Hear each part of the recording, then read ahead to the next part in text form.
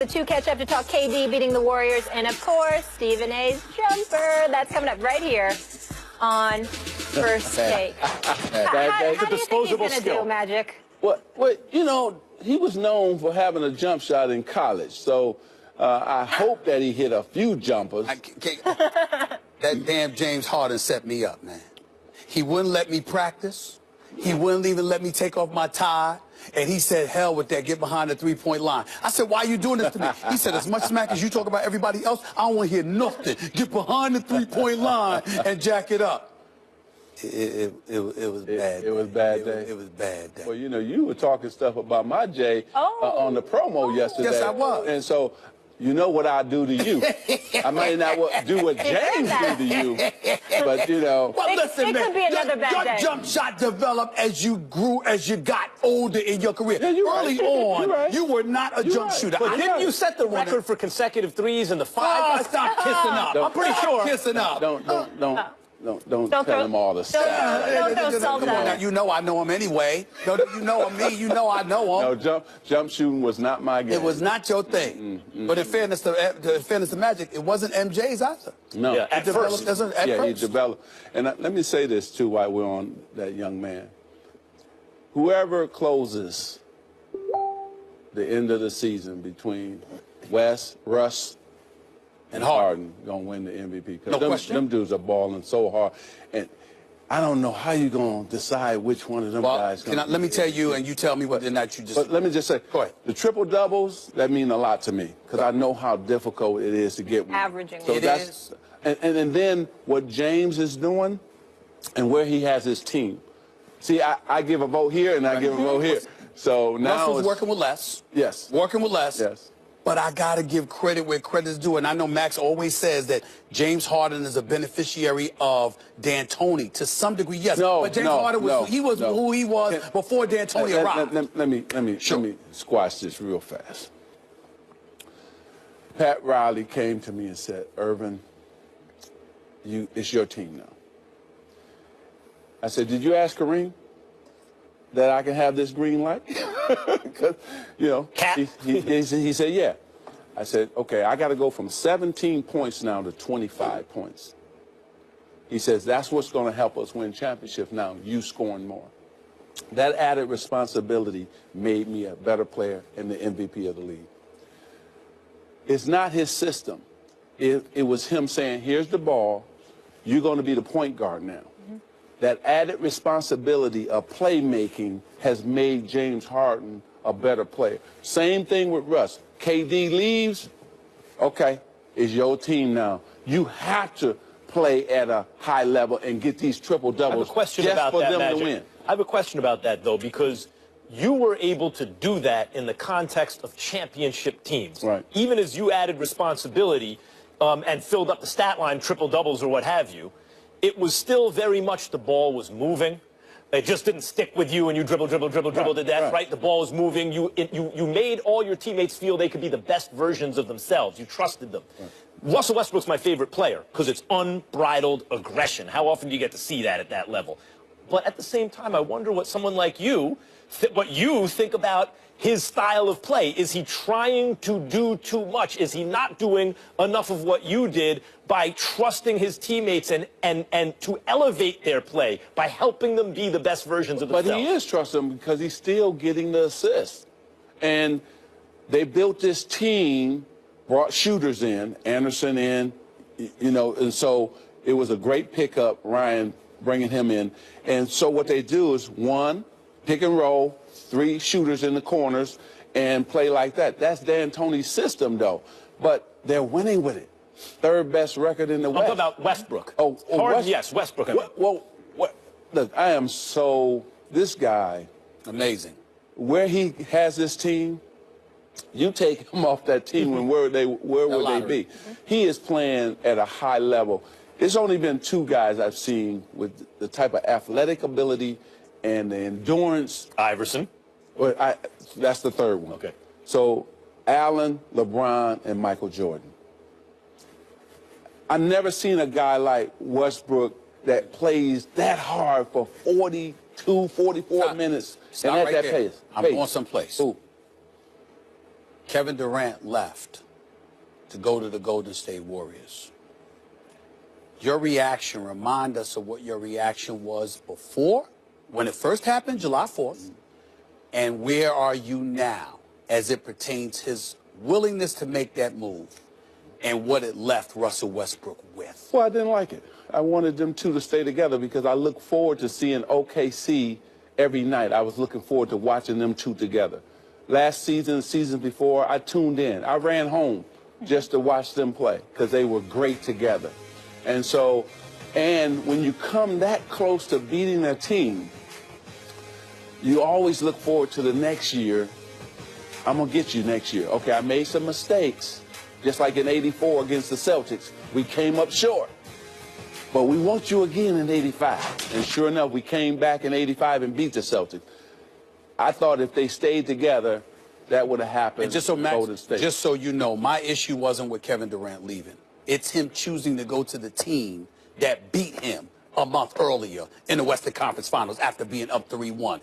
Is that extra for you? Well, I think as a competitor, you never think like that. I would never think to join the Celtics or to join the Bulls with Michael. Pistons or anybody else. And the Pistons with Isaiah. You know, we wanted to take it to each other, and we did that. But he's there. And this team, special, special. No question. I tell you, isn't that acknowledgement of LeBron though? Like Kevin Durant looks at LeBron, who's just unbelievably great. He's like you and Michael had a baby, and it was LeBron James. He does all the things that you do, and a lot of the things that both of you did. How do I get over that hump with Kyrie and Kevin Love? And Durant looks around and goes, I think the only way to do it is to go to Golden State. Well, he said he looked up and said, hey, LeBron got all these championships and I don't have any. And that's why he joined them. He wanted to win championships. Let's stay with LeBron because I want to get your thoughts on some breaking news. So a lot of people have been saying lately that maybe the Cavs can't contend with the Warriors. Now we just heard Kevin Love's out 6 weeks. He's getting his knee scoped. How much does this hurt this Cavs team? It hurts him a lot because, again, what he does, they don't have anybody on that team that can do it. So you have to remember, the rebounds, the double figures in rebounding, and then a big man to go out to that three-point line to allow Kyrie to do his thing, to penetrate, get into the gaps, get into the seams. Also, that freight train is coming down, that being LeBron on that fast break. Now you got to make a decision. Okay, can I get off of my man that's in the corner, that being Kevin Love, or shall I got to stay out here so that he won't pass it to him for the three? So LeBron is coming in dunking or laying it up. Their offense changes a lot without him. And now who's going to play the power forward position? You know, and so in 6 weeks, that's a long time because we're entering, that's playoff time almost. One statement, one question. Statement. This proves that if they didn't flat out lie, they were fibbing significantly when they were acting like Kevin Love is here to stay, we ain't thinking about moving him, etc. Because as I reported on numerous occasions, the health of Kevin Love was a question mark. Back, knee. Don't tell me in the midst of a $113 million contract with back and knee.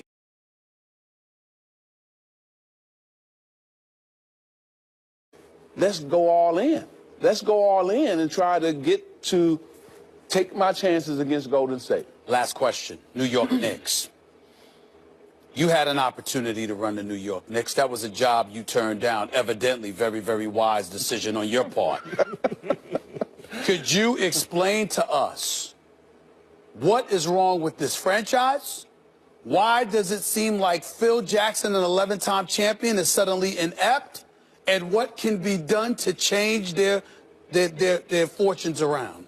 Only thing I can see from the outside is that there's a lack of communication in private. I don't think if you should put everything out in the public before you even talk to your superstar, right? I think there's a conversation, hey man, do you want to be here? Or do you want to leave? And have that conversation between the two of them, not on Twitter. And now you have to remember, you can never disrespect a superstar or any player, but especially a superstar, because everybody looks up to Carmelo. Because Carmelo, Chris Paul, Dwayne Wade, LeBron James, they're all best friends. And these are dudes who run in the league. So if you disrespected him, they're going to put the word out on you. Like, man, maybe this is not the spot you should come to. See, so I don't Phil think... has hurt himself. Phil has hurt the New York Knicks because of the imagery of him backstabbing his star player. Yes, so I think they should get together. They still got a week to go. Melo, what do you really want, right? And let's see if we can make this happen. Or do you want to stay a Knick? And they need to have that conversation. Without that conversation... Got a no-trade clause, Magic, and he may not want to leave, but Phil wants him to leave. I think that's why Phil's been doing this. Phil wants him going so he can start anew without Melo. But see, that's why you lose the battle, because you know that my man got the last say-so, and he can just say, I'm going to just sit here. Because you disrespected me like this? It doesn't make any sense. You're also driving down his trade value. What is Phil Jackson doing? Yeah. He's making him less valuable, even if you want to build around Porzingis, which I think is a very good idea going forward, because their primes aren't going to overlap, really, Carmelo and Porzingis. Why would you talk down his trade value? You want to get something good for him. It doesn't make sense, Magic. I tell you this. I love the guy because he wants to be a Knick. He loves playing in New York. It's difficult to play in New York and L.A. It's difficult to play for Boston unless you coming in and really understanding the fan base. The Celtics fan base know championship basketball.